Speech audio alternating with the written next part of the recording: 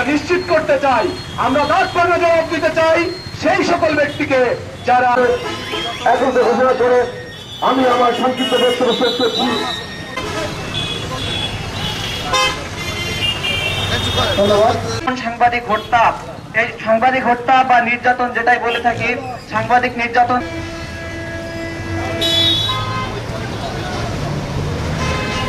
এই তুলে ধরেছেন এই জনপ্রতিনিধি। আমরা দেখছি সম্মানিত উপস্থিতি, প্রিয় ছাত্রাবাসী,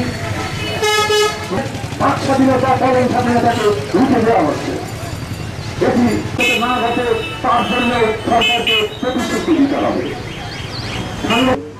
আমরা কি বলবো, এই ভাষায় কোনো কাজ করতে পারি না। সে একই পত্রিকায় আমি কর্মরত, আমার সহকর্মী সঙ্গতকারী।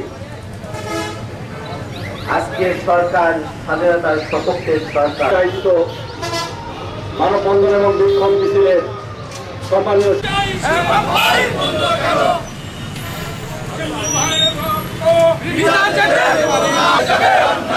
আমার ভাই বলল কেন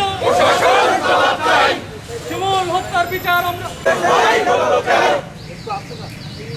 ফাঁসি ফাঁসি ফাঁসি চাই, ফাঁসি ফাঁসি ফাঁসি